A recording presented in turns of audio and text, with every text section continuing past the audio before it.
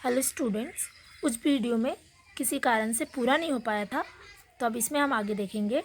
दिया है the electric field 8P due two plus Q will be. अब हमने P इंटेंसिटी जो फाइंड करनी है किस पॉइंट के लिए निकालना है, ए के लिए। ठीक है, अब ए पे कौन सा चार्ज था, प्लस क्यू चार्ज था। ओके, तो यहाँ पर आप देखिए ये हो गया hypotenuse A P, this is perpendicular and this base. Okay, तो ये आपके जो डिस्टेंस थी वो 2L थी, हाफ हाफ करेंगे तो LL होगा, और O से P डिस्टेंस जो थी वो R थी। तो ये वैल्यू आपको मिली हुई है, तो आपको क्या निकालना है, AP निकालना है, जैसा कि यहाँ पे लिखा है मैंने। अभी कैसे निकलेगी, तो ये देखिए, आप ट्राइंगल लेंगे है ना, और यहाँ पर अपन ने क्या ले लिया था, E1 इक्वल टू इंटेंसिटी हमारी होती है 1/4πε0 Q/AP²। ओके, तो हमने ट्राइंगल लिया है AOP में। AOP ट्राइंगल में हाइपोटेनियस का स्क्वायर, परपेंडिकुलर का स्क्वायर प्लस बेस का स्क्वायर। ओके, तो हाइपोटेनियस कितना था मेरा, AP², यही फाइंड आउट करना है। परपेंडिकुलर है हमारे पास R²। ओके, और बेस क्या है हमारे पास, L²। तो ये हमने लिख दिया यहाँ पर। अब AP का जो स्क्वायर है वो इधर हटेगा, इधर आएगा तो इधर रूट हो जाएगा। तो AP की वैल्यू मिल गई L² प्लस R², बट मुझे AP² की चाहिए, तो मैं यही वाली सब्स्टिट्यूट कर दूंगी। ओके, और ये वाली वैल्यू AP की वैल्यू ये यहाँ पर आ गई, जो AP की है वही होगी BP की भी। ओके, तो सिमिलरली अब मैंने वैल्यू सब्स्टिट्यूट कर दी तो मुझे ये मिल जाएगा। सिमिलरली पॉइंट बी के लिए निकालेंगे, पॉइंट बी के पास माइनस क्यू चार्ज है, तो जो माइनस क्यू चार्ज है इसकी डायरेक्शन ऐसी जा रही थी, और इसके कारण प्लस क्यू के कारण ये अट्रैक्ट होकर नीचे की तरफ जा रहा था, E2 डायरेक्शन मिल रही थी इसको। तो ये माइनस क्यू किस में कन्वर्ट हो गया, प्लस क्यू में, तो इसकी वैल्यू भी हमको क्या मिल जाएगी, और ये भी सेम ट्राइंगल था, तो E2 इक्वल्स टू हो जाएगा 1/4πε0 into Q/L² plus R²। Same value मिल गई उसकी भी। ओके, और डायरेक्शन हो गई P से B। यदि हम P लेते हैं तो माइनस आता, और हमने डायरेक्शन चेंज करी है तो हमको ये हाँ क्या मिल गया, चार्ज प्लस में। ओके, अब मेरे दोनों जो मैग्नीट्यूड होंगे, पहले तो हम दोनों साइड्स देख लेते हैं, दोनों के हाइपोटेनियस BP है ना, और AP, ये दोनों जो हाइपोटेनियस, ये दोनों इक्वल हैं। ओके, जब ये दोनों ही इक्वल हैं तो हमारा E1 और E2 दो जो कंपोनेंट मिले वो भी इक्वल होंगे, तो E1 and E2 will be equal in magnitude. इनके जो मैग्नीट्यूड होंगे वो क्या होंगे, अब the resultant intensity at point P। अब ये रिजल्टेंट निकालेंगे पॉइंट P पर, तो देखिए मैंने जैसे कि आपको इंटेंसिटी बताई, दोनों इक्वल है। अब यहाँ पे जो टोटल मेरा नेट यहाँ पॉइंट P था, ओके, ये पॉइंट P पर टोटल मेरी जो इंटेंसिटी थी वो निकालनी थी मुझे, तो मैंने E1 E2 दो निकाले थे, है ना ये। तो इसका जो रिजल्टेंट है वो क्या है, E है, और जो रिजल्टेंट E है इसके दो कंपोनेंट बताए थे, एक मैंने E1 के लिए और एक E2 के लिए। E1 cos theta, E2 cos theta, दोनों एक ही लाइन पर आया था। ओके, तो यही दोनों सेम डायरेक्शन में इसलिए ऐड हो रहे थे। ये दोनों E1 sin theta, E2 sin theta, ये अलग अलग डायरेक्शन थे, इसलिए क्या हो गया, कैंसिल आउट हो गया, है ना। तो ये दोनों सेम डायरेक्शन है तो ये ऐड होंगे, तो मैं लिख सकती हूँ रिजल्टेंट क्या मिलेगा, रिजल्टेंट को हम R बोल सकते हैं। तो लिख सकती हूँ मैं E1 cos theta plus E2 cos theta equals to E। आया समझ में, तो देखिए E इक्वल्स टू लिख सकते हैं E1 cos theta plus E2 cos theta, लिख दिया मैंने।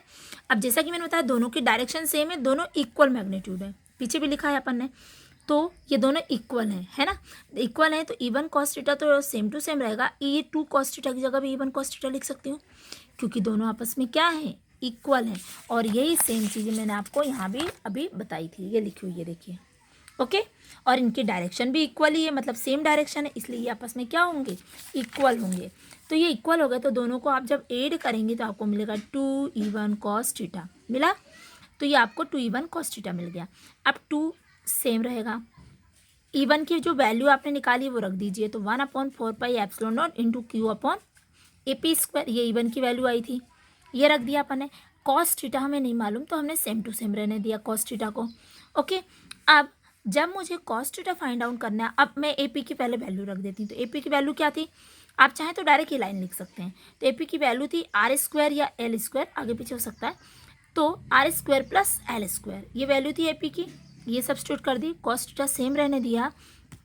अब इसको इस पूरे को मैं क्या बोल सकती हूँ 2 into 1/4πε into Q/r² plus L² into cos theta equation first. ये हमारी इक्वेशन फर्स्ट हो गई। ओके, तो यहाँ इक्वेशन फर्स्ट निकाल ली हमने। अब कॉस थीटा निकालना है पहले। तो कॉस थीटा फाइंड आउट करने के लिए हम देखेंगे ट्राइंगल AOP में। Okay sorry OAP, in triangle OAP देखिए OAP, ए पर एंगल बन रहा है इसलिए यहाँ ए को बीच में लेंगे। OAP जब मैं कॉस थीटा फाइंड आउट करूँगी तो यहाँ पर हमारे पास ये जो है ये क्या दिख रहा हमें, ये हमारा क्या हो जाएगा बेस। ठीक है, ये हमारा परपेंडिकुलर, देन ये हाइपोटेनियस। ओके, तो कॉस थीटा क्या कहता है, कॉस थीटा कहता है base upon hypotenuse, base upon hypotenuse. तो बेस क्या हो गया OA, हाइपोटेनियस क्या हो गया मेरा AP। ठीक है, तो और ये मेरा परपेंडिकुलर, तो मुझे कॉस में क्या चाहिए रहता है सिर्फ और सिर्फ बेस और हाइपोटेनियस। ओके, तो बेस की वैल्यू हो गई L, हाइपोटेनियस की वैल्यू ये जो निकाली थी अपन ने। ओके, ये रख देंगे। तो देखिए, तो कॉस थीटा होता है बेस अपॉन हाइपोटेनियस, बेस था मेरा L, हाइपोटेनियस था I² प्लस L² पर रूट। ओके, तो ये मेरा बेस था, हाइपोटेनियस था, तो ये मैंने वैल्यू लिख दी। अब ये कॉस थीटा निकल गया, कॉस थीटा की वैल्यू यहाँ इक्वेशन फर्स्ट में पुट कर देंगे। तो लिखेंगे putting the value of cos theta in equation 1 equation में, ये जो मेरी 1 इक्वेशन थी यहाँ पे कॉस थीटा की वैल्यू सब्स्टिट्यूट करूँगी तो मुझे मिलेगा L/r root R² plus L², बाकी सेम रहेगा। अब यहाँ से देखिए सॉल्व करना है अपन को, तो 2QL इसको मैं एक साथ लिख सकती हूँ। मैंने क्या किया 1/4πε0 को पहले लिख दिया है और इन तीनों को कंबाइन किया है 2QL को, तो 2QL कंबाइन होकर या ऐसे लिख देंगे और नीचे हो जाएगा R² प्लस L²। ओके, यहाँ पावर 1 है, ये हाफ पावर है 1/2 होगी, रूट का मतलब 1/2 पावर, तो इन दोनों को जब ऐड करेंगे तो क्या हो जाएगा पावर 3/2 हो गया। 1 और हाफ को क्या लिखते हैं अपन 3/2 लिखते हैं, तो ये हो गया 3/2। तो यहाँ पे इसकी पावर हो गई 3/2। अब आपने पढ़ा है, मैंने आपको पढ़ाया था electric dipole movement. Electric dipole movement को क्या कहते हैं P कहते हैं, जिसमें एक चार्ज होता है और उसकी इफेक्टिव लेंथ होती है, डायपोल लेंथ होती है, बताया था आपको।